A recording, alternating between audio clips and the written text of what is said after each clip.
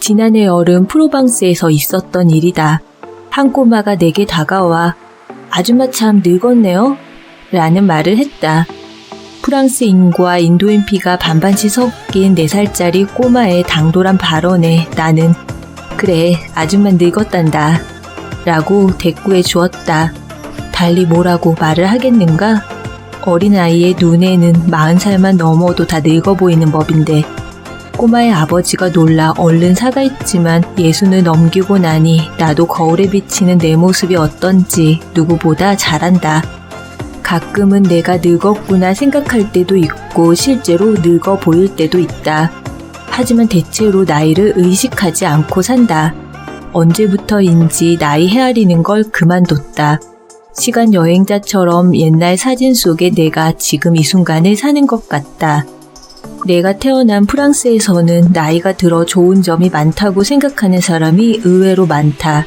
대체로 65에서 70 사이의 사람들이 가장 행복함을 느낀다고 한다. 이해가 안 간다고? 전문가는 그것이 사람들의 성숙도와 관련된다고 말한다. 성숙한 사람은 나이를 불문하고 현명하게 선택하고 가진 것에 만족한다는 것이다. 확실히 그 나이가 되면 아등바등하지 않고 인생을 관조하는 경향이 있다. 뭔가가 되려 하기보다는 존재 자체에서 기쁨을 느낀다.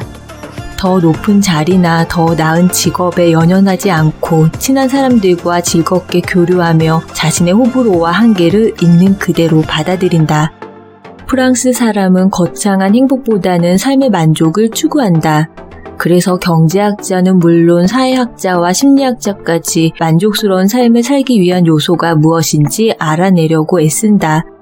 그들의 연구 결과에 따르면 20살에서 50살 사이에 속하는 사람들이 가장 행복하지 않다. 특히 45살부터 50살 사이의 만족도가 가장 낮고 그러다가 70살에 이를 때까지 꾸준히 높아진다. 그러니 행복의 길로 새롭게 접어드는 50살 생일을 확실히 기념하도록 하자. 30대와 40대의 나는 나이 먹거나 늙는 것에 크게 신경 쓰지 않았다. 내가 처한 상황에서 늘 최선을 다해 열심히 살았다. 하지만 바쁜 중에도 건전한 생활 방식을 고수하려고 애썼다. 나는 앞으로도 살아갈 날이 아주 많다.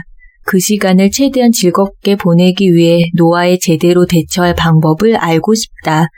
나만 이런 생각을 하는 건 아닐 것이다.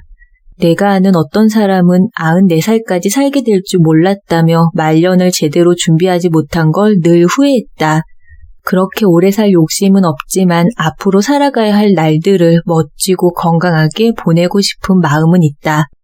내가 프랑스 출신이라는 이유로 사람들은 내게 우아하게 나이 먹는 비결이 뭐냐고 자주 물어본다. 그런데 나는 우아하게 나이 먹는다는 표현을 좋아하지 않는다. 나이 먹기는 마음먹기에 달려있기 때문에 나는 당당하게 나이 먹자고 주장한다. 요즘 사람들은 성형수술을 종교처럼 맹신한다. 성형외과를 문턱이 닳도록 드나들며 얼굴을 하도 당겨대는 바람에 표정을 제대로 짓지 못하는 사람도 있다. 프랑스 여성 역시 아름다움에 관심이 많지만 미국 여성처럼 주름을 없애려고 얼굴에 칼을 대지는 않는다. 그런데도 프랑스 여자는 나이와 상관없이 우아함과 치명적 매력을 고루 갖춘 선망의 대상이다. 프랑스 여자는 특히 자연스러운 외모와 분위기를 추구한다. 그래서 영양크림과 스크럽젤을 많이 사용하고 간혹 보톡스나 필러를 맞는다. 얼굴에 칼을 대기보다는 먹는 음식과 바르는 화장품에 신경 쓴다. 통계치를 보면 아시아인들이 성형을 얼마나 좋아하는지 금세 알 수 있다. 미국 가정의 에어컨 보급률이 87%에 이를 정도로 보편화된 것과 비슷하다. 에어컨을 온도를 통제하는 효율적이고 현명한 방법이라고 생각하듯이 사람들은 성형수술을 4000년 전통의 유서 깊은 방법이라고 생각한다. 하지만 성형수술은 우리를 더 젊게 해주거나 수명을 늘려주지는 못한다. 그저 한 사람의 전체 모습 중 일부만 바꿔놓을 뿐이다.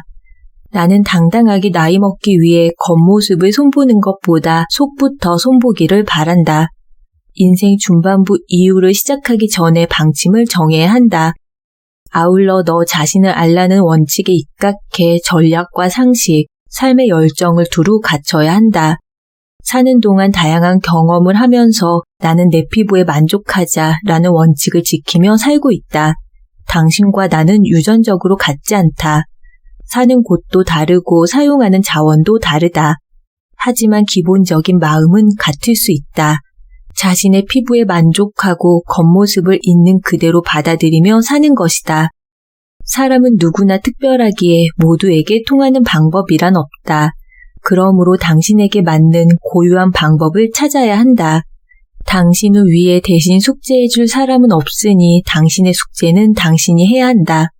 당신이 명심해야 할 첫 번째는 바로 정신적 접근 방식, 즉 마음가짐이다. 오늘날 미디어에 등장하는 일부 연예인 때문에 상황이 아주 심각해졌다. 우리는 전보다 더 오래 살지만 젊음에 대한 숭배로 여자들은 남의 시선을 의식하고 어떻게든 더 어려 보이려 안달한다. 혹은 정반대로 일찌감치 포기하는 여자들이 속출한다. 40을 넘기면 많은 여자들이 흔히 말해 될 대로 되라는 식으로 포기해버린다. 주변을 둘러보라. 뚱뚱한 몸매를 가리려고 헐렁한 옷만 걸치고 다니는 여자가 얼마나 많은가? 그러다가 토크쇼에 나온 유명인의 다이어트 성공담을 듣고 문득 자신을 돌아본다. 그리고 각종 여성 잡지와 블로그에 나온 온갖 비법과 팁, 전문가 입내 떠벌리는 사람들이 추천하는 묘책에 현혹된다. 다이어트뿐 아니라 노화에도 그런 식으로 접근한다.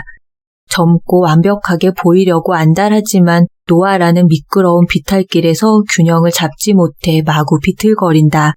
그러다 늙었다는 생각이 들면 금방 포기해버린다. 왜 그럴까? 바로 마음가짐이 문제이다. 결국 심리적, 정서적 상태가 우리의 겉모습에 지대한 영향을 미치는 것이다. 이 책에는 40 이후 노화에 대처하는 접근 방식이 다양하게 제시되어 있다. 부지런히 준비한다면 인생의 중반기 이후를 기쁘고 즐겁게 맞이할 수 있을 것이다. 50살이 넘었다고? 이러한 비법을 배우고 공유하는데 너무 늦은 시기란 없다. 다양한 방법 중 당신에게 맞는 것을 골라 실천하라. 젊음의 샘물은 책이나 인터넷에서 저절로 솟아나지 않는다. 마음을 단단히 먹고 끝까지 파고들어야 얻을 수 있다. 이 책은 여자들이, 넓게는 남자들도 자신의 외모와 건강을 좋게 변화시키고 즐겁게 살아갈 방법을 찾도록 이끌어 줄 것이다. 나는 여러분 모두에게 노화의 맹렬한 공격에 맞설 무기를 갖추라고 촉구하는 바이다. 무기만 잘 갖춰도 몸과 마음에서 10년은 덜어낼 수 있다. 자, 지금부터 돌격, 앞으로. 나를 드러내는 단서들. 우리의 정체성을 드러내는 가장 중요한 단서가 바로 헤어스타일과 신발이다. 나는 이 말을 어렸을 때부터 어머니에게 누누이 들었다. 멋진 헤어스타일은 당신을 더 건강하게 보이도록 해준다. 더 젊고 매력적으로 보이게도 해준다. 그리고 아무리 멋지게 차려입는다 해도 신발이 촌스러우면 말짱 꽝이다. 신발이 옷과 어울리지 않거나 싸구려라면 아무리 비싼 옷을 입어도 호의적인 메시지를 전하기 어렵다. 한편 옷은 비싸지 않아도 신발이 고급스러우면 괜찮은 스타일로 통한다. 나이가 들수록 스타일과 이미지를 잡고 싶으면 일단 신발과 헤어로 시작하는 게 좋다. 헤어는 몸 치장과 관련된 부분이라 뒤에서 더 자세히 다룰 것이다. 신발은 스타일을 대변하는 핵심 단서이다. 당신의 스타일은 무엇인가? 무엇이 당신의 스타일을 대변하는가? 어떤 종류의 신발을 애용하는가? 밑창이 평평하고 편한 버켄스탁 샌들? 전 세계 어디를 가도 미국인 여행자를 만날 수 있다. 그들의 이미지가 떠오르는가? 그들의 발에 무엇이 신겨 있는가? 일단 신발은 편해야 한다고 생각하지만 편하자고 매력이나 정체성을 포기할 필요는 없다. 편한 신발이라도 자기 스타일과 매력을 돋보이게 할 수 있다. 신체 변화가 두드러지는 40대 이후 구두를 살 때 디자인 외에 신경 써야 할 점은 무엇일까? 일단 발을 부드럽게 받쳐주고 걸을 때 편한지 살피면 실패하지 않을 것이다. 해부학적인 구조를 잘 아는 디자이너가 만든 구두는 디자인이 특이해도 아주 편하고 안정감이 있다. 어떤 제품이든 최종 결정은 신어보고 내려야 한다. 마음에 드는 구두에 거금을 투자하기 전에 다음과 같은 항목을 꼭 점검하도록 하라. 이런 건 학교에서 절대 가르쳐주지 않는다. 1. 양쪽을 다 신어보라. 우리 발은 좌우가 똑같지 않다. 급하다고 한쪽 구두만 신어보고 구입하는 여성이 의외로 많다. 2. 딱딱한 바닥에 서서 몇 걸음 걸어보라. 구두 볼이 충분히 넓은지 꼼꼼히 체크하라. 정확성을 기하기 위해 신발은 항상 오후에 사야 한다. 딱 맞는지 알아보려면 계단을 몇 번 오르내려 보는 게 좋다. 3. 완벽하게 맞는 구두를 찾기는 지극히 어렵다. 당신 발이 아니라 원목 틀이나 플라스틱 틀에 맞춰 제작되기 때문이다. 앞으로는 당신 발에 맞는 맞춤 구두가 점점 더 일반화될 거라고 본다. 앞쪽이 살짝 들린 구두는 자세를 바로잡도록 더 강하게 받쳐준다. 4. 전신 거울에 비춰보고 균형이 잘 잡혀 있는지 확인하라. 체중이 신발 전체에 고르게 실려 있으며 구두의 볼과 굽이 몸을 골고루 받쳐주는지 확인하라. 5. 구두가 불편해 보인다는 말을 듣지 않도록 하라. 신다 보면 가죽이 늘어나기도 해서 더 편하게 신을 수도 있지만 애초에 맞지 않았던 신발은 모양이 아무리 예뻐도 신발장 구석에서 먼지만 쌓일 공산이 높다. 멋지게 차려입는다는 것. 소피아 로렌이 아닌 이상 언제까지나 가슴골을 드러내고 다닐 수는 없다. 소피아 로렌에겐 가슴골이 자신의 브랜드일 테지만 나야 딱히 드러낼 가슴도 없는지라 비키니는 진작 던져버리고 원피스 수영복을 애용한다. 50살이 넘은 나이에도 노출을 즐기는 사람에게 젊은 사람들은 역겹다고 거칠게 비난한다. 가슴골이 아닌 팔, 특히 팔 죽지를 드러낼 경우엔 비난 수위가 다소 누그러진다. 그렇더라도 팔 죽지 근육이 풀어져서 살이 출렁인다면 역시나 눈살을 찌푸린다. 그러니 소매 없는 원피스나 블라우스는 삼가도록 하라. 스카프나 솔, 긴팔 스웨터를 늘 들고 다니라. 유행에 따라 치맛단이 올라가기도 하고 내려가기도 하지만 60대나 70대 여성이 무릎 위로 3cm 이상 올라간 스커트를 입는 것은 아무래도 무리다. 딸이나 손녀들하고만 어울리는 자리가 아니라면 너무 짧은 스커트는 입지 마라. 프랑스 여자는 해마다 란제리에 돈을 많이 투자한다. 하지만 속옷 브랜드를 드러내고 다니는 것도 아닌데 굳이 비싼 걸 장만할 필요는 없다. 나는 구입하자마자 라벨을 잘라버린다. 세련되면서도 편한 바지 정장은 프랑스 여성에게 이미 필수 항목으로 자리 잡았다. 바지 정장을 멋지게 입으려면 자신의 몸매에 따라 어깨와 깃과 품의 여유를 잘 따져 골라야 한다. 검은색, 짙은 감색, 회색, 젓갈색 정장은 어느 자리에나 무난하게 입을 수 있다. 특히 검은색은 격식을 갖춘 저녁 모임에도 좋다. 짙은색 정장 바지에는 어떤 상의를 받쳐 입어도 무난하게 어울린다. 짙은 색이나 화려한 색의 블레이저를 받쳐 입어도 세련되고 늘씬해 보인다. 프랑스 여자는 옷을 하나 사면 기존의 다른 옷과 다양하게 매치해서 입는다. 한 가지 요리를 조금씩 변형해 색기를 해결하는 것과 같다. 요령을 터득하면 누구나 이런 식으로 다양하게 연출할 수 있다. 어떤 옷이 여자에게 어울리는지 잘 아는 디자이너의 얘기를 찬찬히 들어보자. 베아트리스는 자신의 부티크를 오픈하기 전에 유명 브랜드 회사에서 두루 경력을 쌓았다. 여행도 많이 다니고 세상 경험도 많이 했다. 그녀의 고객은 18세에서 80세까지 폭넓게 분포하지만 40대 후반에서 60대 직장 여성을 주요 타깃으로 삼고 있다. 그녀는 나이가 들수록 검은색은 피하라고 조언했다. 내가 놀라워하자 그녀는 대부분의 여성은 검은색을 피해야 한다고 거듭 강조했다. 그녀와 얘기하던 순간에도 나는 검은색 옷을 입고 있었다. 우리는 그 점에서 의견이 일치하지 않았다. 결국 검은색이 나한테 잘 어울리는 색이라며 그녀가 한 발 양보했다. 검은색 옷이 당신에게 잘 어울린다면 계속 입어도 무방하다. 하지만 나이 지긋한 여성이 검정 일색으로 입으면 더 나이 들어 보인다. 그 점에는 나도 베아트리스의 주장에 동의한다. 50세가 지나 주황이나 빨강을 고를 때는 신중해야겠지만 체형을 커버한다고 너무 시커먼 색만 고집하지는 않는 게 좋다. 스타일이란 한마디로 정의하기 어렵다. 개인의 고유한 브랜드이자 살면서 터득하는 재능이기 때문이다. 타고날 수도 있고 무의식적으로 생겨날 수도 있다. 스타일이 멋진 사람을 보면 누구나 금방 알아차린다. 스타일은 개성과 관련된다. 아울러 생기, 열정, 상쾌함, 호기심과도 밀접하게 관련된다. 옷이란 그저 거칠에 불과하다고 생각하는 사람에게는 이런 얘기가 하찮게 들릴지 모르겠다. 하지만 옷은 단순히 피상적 수단이 아니다. 한 사람과 그 사람을 바라보는 다수 간에 이루어지는 의사소통 수단이다. 나는 옷차림을 보고 상대를 판단하는 것은 인간의 기본적이며 보편적인 본능이라고 생각한다. 우리는 모두 옷을 입고 살며 계속해서 옷을 선택한다. 타인의 옷을 판단하면서 양심의 가책을 느끼는 사람은 없을 것이다. 멋지고 당당하게 차려입고 스타일을 갖추면 나이를 모르고 살 수 있다. 감성과 개성, 대담성과 자연스러움을 골고루 갖춰야 멋진 스타일을 연출할 수 있다. 특히 자연스러운 우아함은 누구나 열망하지만 가장 얻기 힘든 자질이다. 남자가 여자에게 해줄 수 있는 최고의 찬사는 스타일이 멋지네요. 가 아닐까? 꾸민 듯 꾸미지 않은 자연스러움 속에서 최고의 스타일이 살아난다. 스타일을 잊고 살다가도 누군가가 알아봐주면 여자는 자기에게 스타일이 있음을 알아차린다.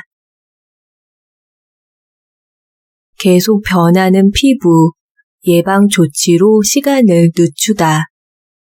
1967년 영화 졸업에서 더스틴 호프만이 열연한 청년 벤저민은 앞으로 뭘 하며 살지 몰라 고민한다. 그러자 한 친구가 앞으로는 성형이 대세가 될 거라며 그쪽으로 직업을 알아보라고 적극 권한다. 그때나 지금이나 성형이 대세라는 말은 웃기면서도 서글프다.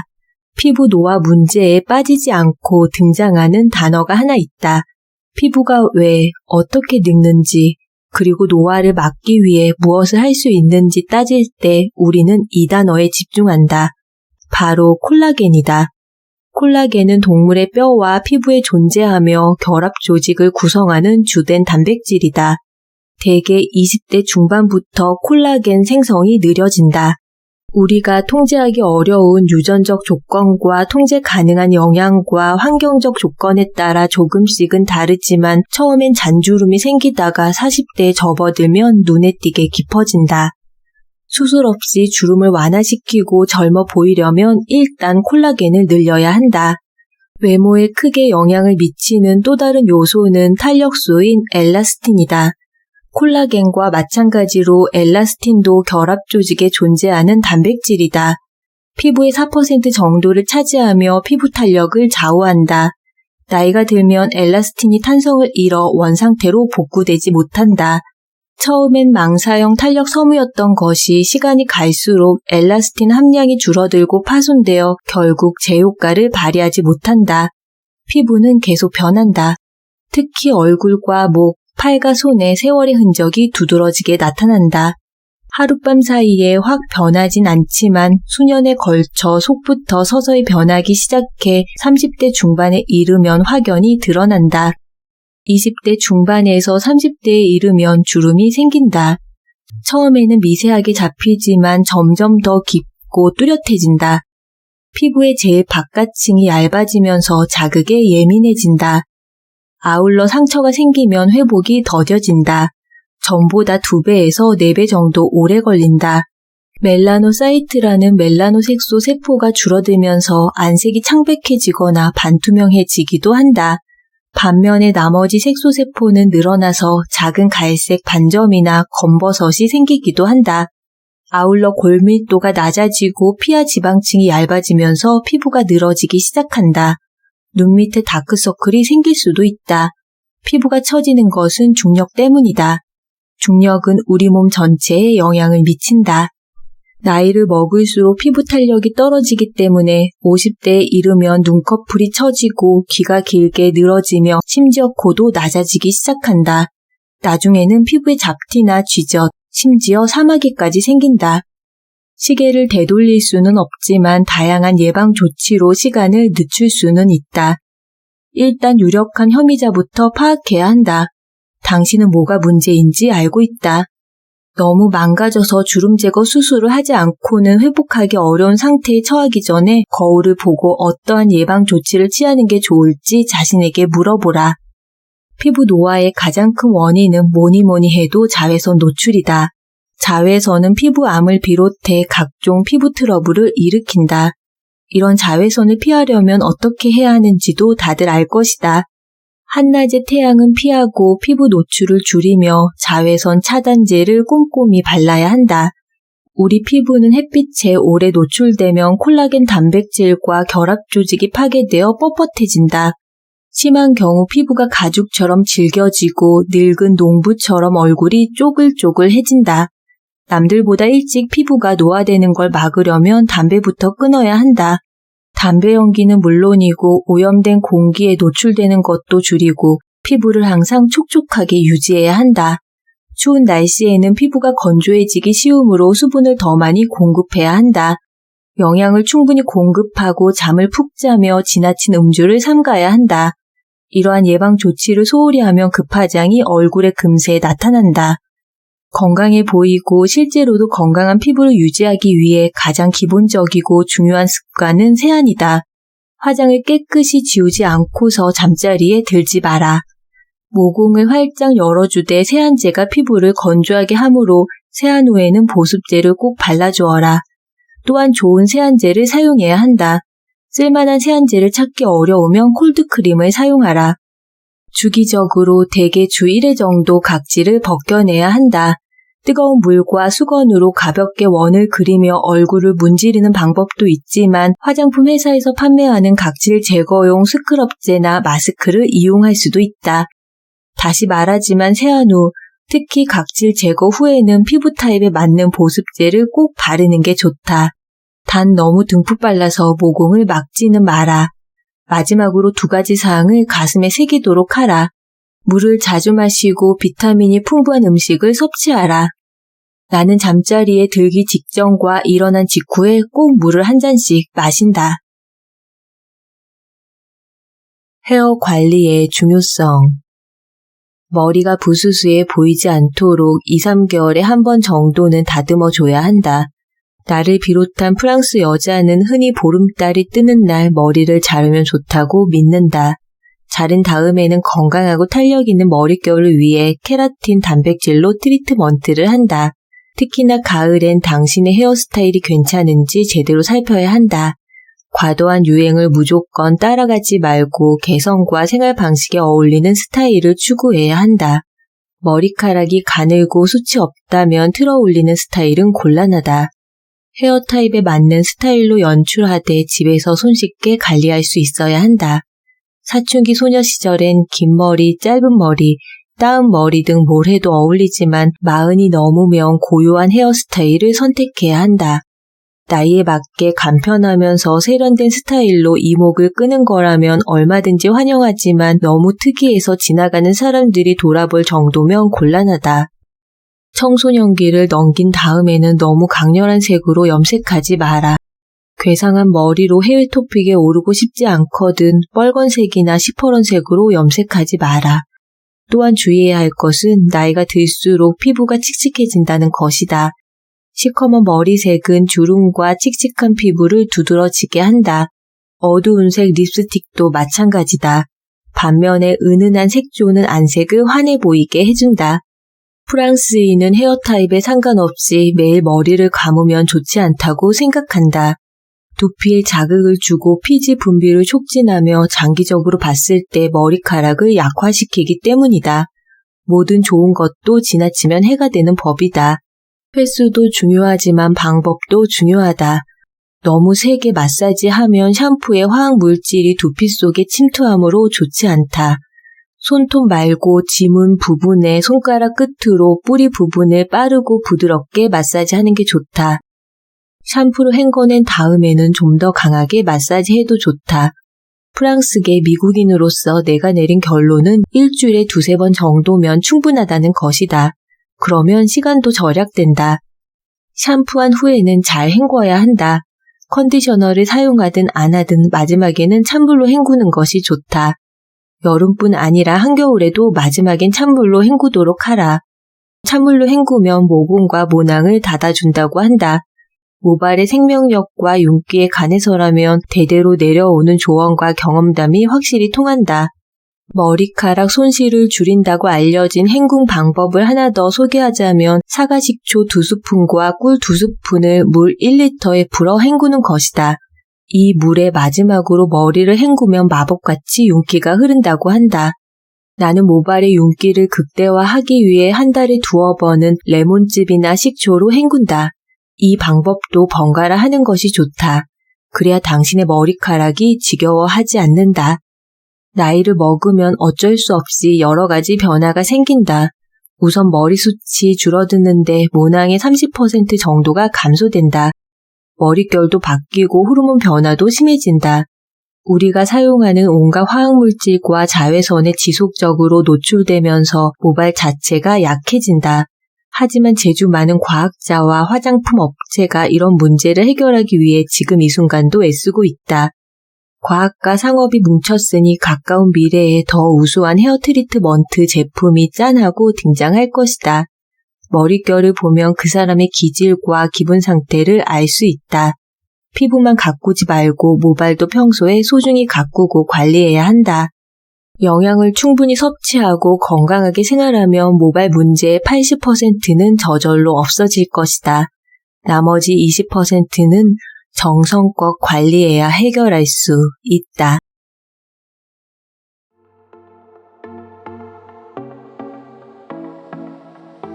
오늘 설의 책방에서 여러분과 함께한 책은 미래유 길리아노 지음, 박미경 옮김, 흐름출판 출판, 나이 들수록 아름다운 프랑스 여자들의 비밀이라는 부제가 붙은 프랑스 여자는 늙지 않는다 입니다.